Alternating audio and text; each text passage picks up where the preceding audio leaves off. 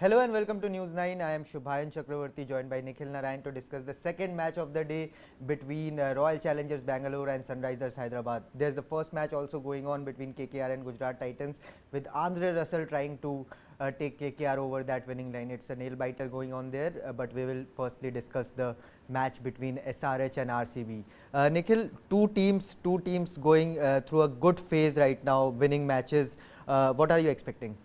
It's going to be an interesting match. SRH has come back very strongly after losing the first couple of games. They won their last four against, no one expected them to do that. They didn't have the best of options. RCB also, has done remarkably well despite Virat Kohli, still not firing in the tournament. Absolutely. Dinesh Karthik has been standout performer of the.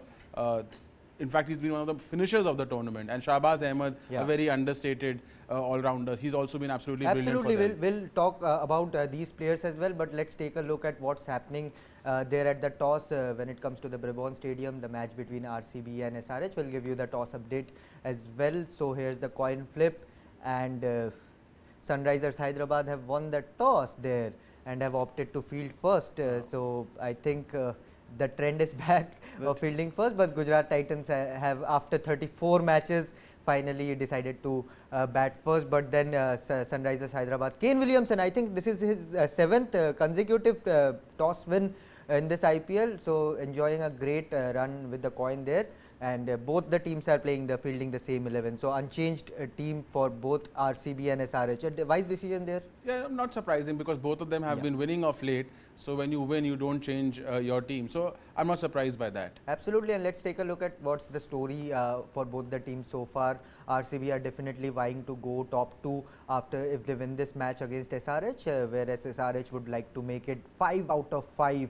RCB sit third right now with 5 wins and 2 defeats. Started on a torrid note with a defeat, but then have found their groove back, whereas Sunrisers Hyderabad started the tournament with 2 defeats. No one was giving them a chance, but then they have stitched a 4-match winning run. I think this has to be one of the most impressive turnarounds for a team in this IPL. Nikhil? Absolutely, given that they have a very poor batting lineup.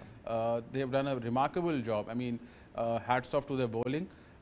No one expected SRH to make this comeback. I was expecting them to be in the bottom 3 at the halfway stage, but now they're actually, gunning for a place in the playoffs. So it's hats off to SRH for the comeback. Absolutely, and still a lot of matches are remaining, so a lot of things can change when it comes to the points table. But yes, SRH have definitely made a great mark after winning 4 out of 4 matches in their last games. And let's take a look at the playing 11s as well, because both the teams are going unchanged, and there are plenty of permutation combinations and key battles within those two teams. So let's take a look at the SRH playing 11 first, and under Kane Williamson's captaincy, Abhishek Sharma and Rahul Tripathi, along with Aiden Markram, Nicholas Pooran. Nikhil, that access of Rahul Tripathi, Aiden Markram and Nicholas Pooran, I think that has worked wonders for Sunrisers Hyderabad. We were earlier when we were previewing the tournament, we said that maybe Markram and Pooran, they are not the best of consistent players, but they have silenced some critics. They have risen to the occasion. Rahul Tripathi has been excellent. I mean, he was the KKR's unsung hero last season. He scored a lot of runs, 397, almost 400, strike rate of 140. He's continued from there. So Rahul Tripathi, very versatile batsman in the top 3. Markram is a class player from South Africa. And I'm not surprised he's done well in the tournament. Pooran, we all know. We all know Pooran's batting prowess. He can single-handedly win matches from the middle order. So they have a good unit, interesting unit. The Kane Williamson has still not produced, a match-winning innings single-handedly with the bat. So he's also due. So if he does well, and now Umran Malik, after not only is he impressing with his pace, in the last match what he did, taking 3 wickets in the over, now he's picking wickets. Now he's coming onto his own. So Natarajan has been impressive, Yorkers in the death overs. So this team is now coming along. It could surprise a few people. Absolutely, and the pace attack of T. Natarajan, Bhuvneshwar Kumar, Umran Malik, and even Marco Jansen in that 11. So a very impressive pace attack, and it will be about RCB's batting lineup against Sunrisers' bowling lineup. We'll take a look at RCB's playing 11 as well. Again, an unchanged side, but all eyes will be on RCB's batting talisman, that is Virat Kohli, not getting runs at all. What is happening with Virat Kohli, Nikhil. It's at after a certain point of time, it's pretty flabbergasting how he's not able to score runs. Absolutely, you know, 3 single-digit scores. He's not converting the 40s into big scores. You know, Virat Kohli is looking out of it, and when people like Ravi Shastri suggest that you should take a break from the game, Ravi Shastri has been his close friend, confidant, coach, then it seriously needs to be considered. And he has seen, Ravi Shastri has seen Virat Kohli the best out of anyone. Even Virat Kohli's close family hasn't seen him as much as Ravi Shastri has seen him in the last 5-6 years, right, Nikhil? So absolutely. So those, you know, words need to be taken. I think Virat Kohli really needs a break away from the game after this IPL, before the England tour. I think he needs to just get away with his family. He needs that time, because Virat Kohli right now, the demons are very mental. It's not about skill. I mean, one of the greatest of all time. It's not about skill. Those demons are in the head, and he needs to get away from the game. Absolutely, and the good thing about RCB would be their opening pair finally firing all cylinders. Anuj Rawat has been scoring runs, but the best thing was Faf du Plessis scored, although he missed out on a century, but that knock itself was close to a century. Absolutely, it was a brilliant knock. See, Faf du Plessis has been one of the most prolific, you know, overseas batsmen in the last couple of editions. In fact, the most prolific overseas batsman, third highest scorer last couple of editions after only Rahul and Shikhar Dhawan. So Faf du Plessis, what he did for CSK, you know, I'm not surprised. He'll continue to do that for RCB. Score big runs, opening the innings at a very high strike rate. He's a class act. Absolutely, and the way he paces his innings, takes his time to settle down, but after 20-30 deliveries, Faf du Plessis is a different beast altogether with the bat. And that middle order of Glenn Maxwell, Shahbaz Ahmed and Dinesh Karthik producing fiery knocks after knocks. So very impressive, and their bowling unit, it doesn't need to be talked about a lot, because it's high quality bowling attack. Josh Hazelwood, Vanindu Hasaranga, Harshal Patel, Mohammad Siraj. So quality bowling attack there as well, Nikhil. Excellent bowling attack. Harshal Patel has been brilliant in the death overs, very restrictive in the power play also. Siraj has been a touch expensive. But Hasaranga has been a revelation. He's a brilliant leg spinner. He's stepped into the shoes of Yuzvendra Chahal very well, Shubhayan. So an excellent bowling attack, but Dinesh Karthik, he has been their trump card, their best player so far in the tournament, striking at 250 in the death overs. What a finisher. I think he's one of the finishers for India. Absolutely, and Dinesh Karthik is knocking the door. Take me to that T20 World Cup in Australia. I'll do the finisher's job. But again, plenty of matches still remain in this tournament. A lot can change. Maybe we'll see Virat Kohli and Rohit Sharma back in form in the remainder of the tournament. Maybe we'll see Dinesh Karthik falter off after a great start. But so far it has been a dream tournament for Dinesh Karthik. But what does the head-to-head records tell about these two teams, RCB and SRH? Pretty interesting there. Sunrisers Hyderabad, you know, have some sort of advantage, slight advantage we can say, Nikhil. Slight advantage, 11-8 to SRH if you see there. Also since 2018 it has been 5-4 to SRH. So a marginal advantage. I won't say a huge advantage, a marginal advantage to SRH, but SRH has been the more consistent team. You don't consider last year, but before that SRH since the inception has been a very consistent team, Shubhayan, in the IPL, because of the bowling unit. Year after year they made it to the playoffs, and because of David Warner, year after year they made into the playoffs, did well, reached the final, won in 2016 also. So it's been a very consistent team. RCB hasn't been the most consistent team.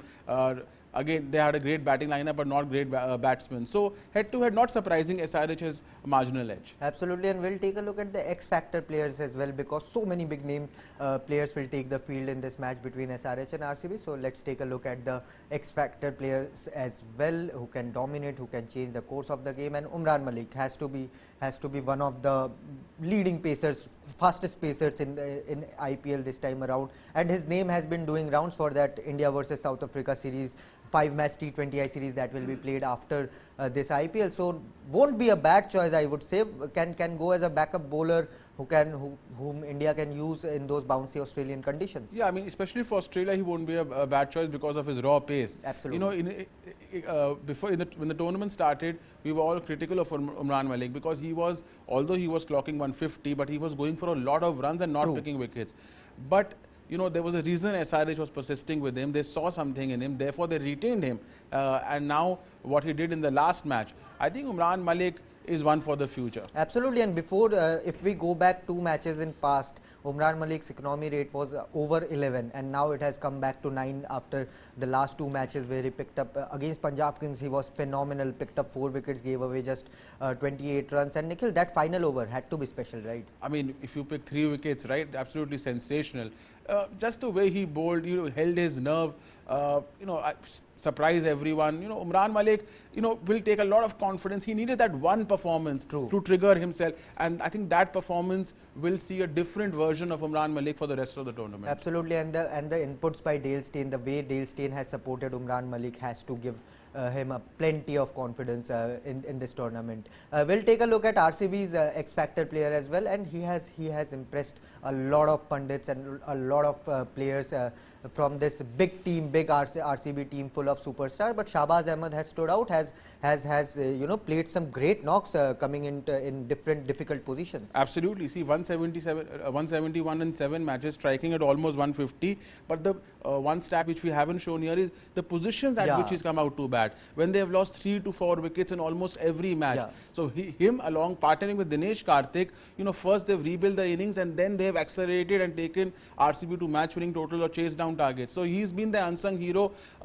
Some of his performance have been camouflaged by Dinesh Karthik, but all in all, a brilliant performance. But be it Faf du Plessis, be it Dinesh Karthik, all have been going gaga over Shahbaz Ahmed's ability, not only with the bat but with the ball as well, giving crucial couple of overs in the middle and being restrictive enough to give those extra couple of overs in the middle overs. So a great talent who is getting great game time under RCB. Absolutely, he's been a fine all-rounder for them, and if not for him and Dinesh Karthik in the lower order, RCB could have been in trouble because Virat Kohli hasn't done much, and Glenn Maxwell has still not found his form from last year. That 150 only remains the standout performance by Glenn Maxwell in this IPL. Maybe today is the day. Maybe he will enjoy facing the pace attack of SRH, given that he's an Australian and likes to face the pace attack. But yes, Shahbaz Ahmed is also one of our X Factor players for the match. Let's take a look at the key battles as well, because I am pretty much looking forward to so many battles within this mega war. Nicholas Pooran versus Harshal Patel. Nikhil, I think this battle is going to decide the middle over of this match. Yes, I mean, Nicholas Pooran, one of the best hitters of the ball, IPL striker is amongst the highest of all time.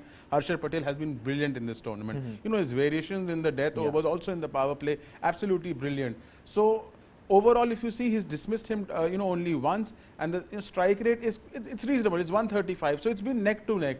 But this battle could be very crucial in the middle overs, as you pointed out. Absolutely, but let's take a look at who will come from RCB when it comes to the batting side. Virat Kohli is obviously there, but his battle against Bhuvneshwar Kumar can also decide the gameplay. 2 experienced senior pros of the Indian team. And it has been a very topsy-turvy battle between these 2 gun players. I mean, 3 dismissals in 62 deliveries, striking at only 120. Not very comfortable, Virat Kohli. Yeah, not very comfortable. Bhuvneshwar has kept him in control. The strike rate shows that. Yeah. Also, he's dismissed him, once in every 21 deliveries. So I think advantage Bhuvneshwar Kumar here with his swing ability to seam the ball. So Virat Kohli versus Bhuvneshwar will be an interesting battle. Also Virat against spinners could be interesting battle because he struggled against all sorts of spinners across formats in the last couple of seasons. Jagadish Asuchit leg spinner can change in the middle overs. Virat Kohli hasn't been able to accelerate against spinners. It's been a problem in the last 2 editions. It will be interesting to see what different Virat Kohli does today. Maybe they can use the spin bowling of Abhishek Sharma up top as well if they want to go take up off color Virat Kohli pretty early. So plenty of combinations there. But what about the SRH captain there? Will he fire finally? Kane Williamson, and he will be up against a very good RCB bowling attack. Let's take a look at what the key battle against Mohammad Siraj is going to be. Very interesting again. Siraj, I think Siraj has kept Kane Williamson very tight there. Yeah, he's kept him tight, but Williamson also bats like an anchor. So I'm not surprised with the strike rate. Very seldom, only in one season when he scored 735 in 2018, did he also sort of score at a high strike rate. But 2 dismissals. Siraj has won this battle, but Siraj this season hasn't been Siraj's season so far. So and Williamson also hasn't done much. So it's between a battle between 2 slightly out of form players. Absolutely. And any other battle you are looking forward to? Because I was expecting that maybe Washington Sundar will play this match, but unfortunately he's still recovering from his split webbing. I am looking forward to T. Natarajan's bowling against RCB's Dinesh Karthik That will and be a very Shahbaz interesting Ahmed battle as well. because T. Natarajan has been again brilliant in the death overs with his Yorkers. Yorker Natarajan is back, Yeah. but Dinesh Karthik is in the form of his life. The way he is, slogging and picking the ball on a length, that almost sweep slog he does over mid wicket. He's looking really good, Shubhayan. And T. Natarajan, the angle will be little difficult for Dinesh Karthik to go over the cow corner, but that will be a fascinating battle in the death overs. Absolutely, and we are building upon this match between RCB and SRH because this match will depend a lot on what the outcome in the point table is. Obviously, RCB has a slight chance to go top of the table. If not top of the table, then definitely in the top two, and that is because they can go 12 points if they win today. Absolutely. If they win today, they move to the top of the table, don't they? But It depends on how Gujarat and KKR. What is happening in that match? That match is still going on, and I think Gujarat Titans have got the big wicket of Andre Russell there. So I mean, Gujarat Titans are inching towards a win here, and if they win, they will obviously move to 12 points. And so then RCB need a big win over SRH. KKR right now need 12 runs in 5 deliveries. Oh, it is still close. And Gujarat Titans have just dismissed Andre Russell there, so a pretty exciting nail biter going on there. KKR and Gujarat if they win will move clear at the top of the table, and KKR if they don't win will slump to a 4-match losing streak. Nikhil, a pretty interesting battle going on. Very interesting battle. I think Russell has played a Nikhil can't move his eyes away from the TV screen I right want to now. see the score. Russell is absolutely fuming. He's throwing his bat around. Maybe he almost won it for them again. Yep. Almost won it for them.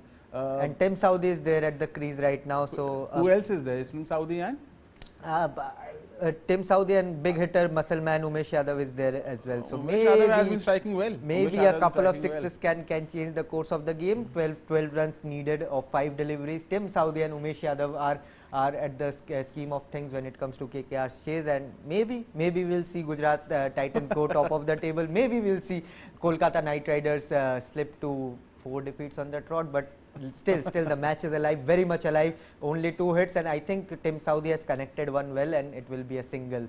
So 11 of 4 now, Nikhil. That match. I think a 6 is coming. Umesh Yadav, I think he's going to tong this ball. That match is pretty going on a pretty interesting way, and here's how Russell got out. Oh, that was another short ball ploy against Andre Russell. Very clever piece of bowling by him. And a great catch there at the deep. So yes, that match will continue to give you all the updates from KKR versus Gujarat Titans game as well, and KKR. And Gujarat Titans fielders are pretty much pumped up after that Andre Russell dismissals, and why shouldn't they be? But Nikhil, coming back to SRH versus RCB, we talked about the key battles as well. But what are you expecting from the Brabant Stadium? It has been the quickest scoring ground in this IPL so far. Right, Shubhayan. The average score of the Brabant is close to 195 batting first. But due factor is due is still there. Therefore, I'm not surprised the team winning the toss has decided to chase. It's a high scoring ground. You can see the run rate of 9.43 at the stadium. We can't take our eyes off. What has happened? It's a 6. What is happening? I think it's a 2. And Tim Saudi has survived this delivery, and maybe Umesh Yadav is there. Chaos in the GT. But yes, coming back to Brabant Stadium, I think overall run rate of 9.43. That's crazy striking. 185, 190 is the average first inning score. It's very high scoring stadium. Very small short boundaries, the smallest of all the stadiums. So I'm expecting again a very high scoring game today.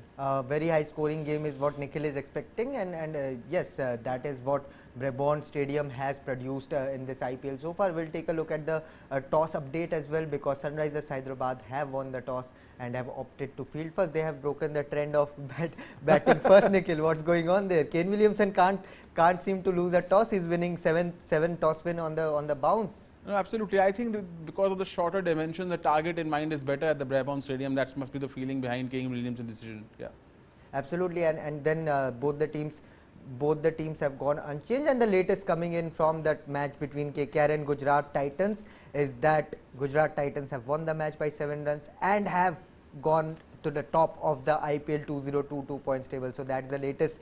Gujarat Titans have managed to steal another win. Wow, 6th win, the first team to register 12 points in IPL. Hardik Pandya's Gujarat Titans are looking like a different beast, Nikhil. Absolutely. So it's halfway through, and they are just 2 wins away from a playoff place. If they win 8, more or less they are through. More or less they are through. So, you know, Gujarat Titans, surprising. They didn't have a great auction. And Hardik played another great knock today. Hardik played another great knock. 6 out of 7 they won. This is fascinating. This is unbelievable.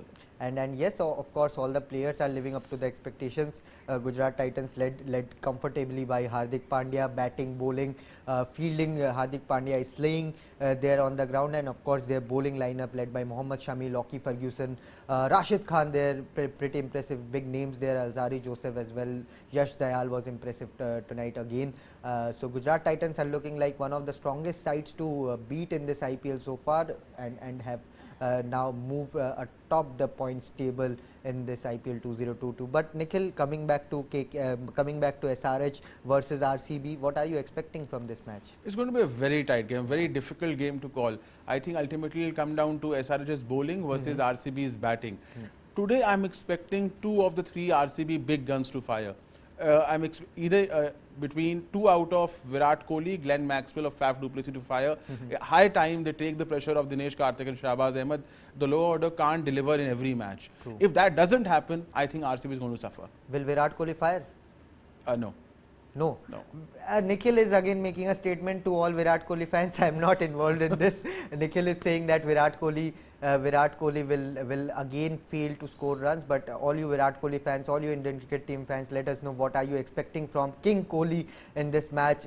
Scored a duck in his previous game, a golden duck in his previous game, hasn't get going in this IPL so far, and all eyes will be on Virat Kohli because everyone wants Virat Kohli to be back among runs, not only RCB fans but Indian cricket team fans as well.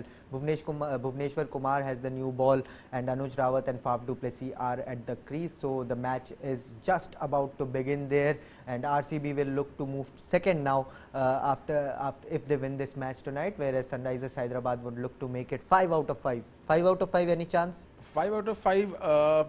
I think there's a chance. I think slight edge towards SRH because of the bowling unit. But if Faf du Plessis and Glenn Maxwell fire, I'm getting a feeling those two will fire, then I think advantage RCB. Advantage RCB is what Nikhil is saying. Do let us know which team you are backing, which player you are looking forward to watch in this match between RCB and SRH, and we'll take the best of comments in our next show. Thank you so much, Nikhil, for joining in, and don't forget to subscribe to News9 Sports, guys, because that is where we are bringing you all our content related to IPL, related to Indian cricket team. There's a Apex Council meeting going on, and it's likely that Bangalore is going to host the second phase of the knockout phase of the Ranji Trophy that will commence after this IPL ends. And of course there's a big update pending on that controversy between Riddhiman Saha and a senior journalist from the YPU gate, so-called YPU gate. So we'll continue to give you all the updates related to Indian cricket and from other sporting action in the world as well. So News9 Sports is your one-stop destination. But enjoy the match between RCB and SRH, expecting a good tight finish there. Thank you so much for watching News9.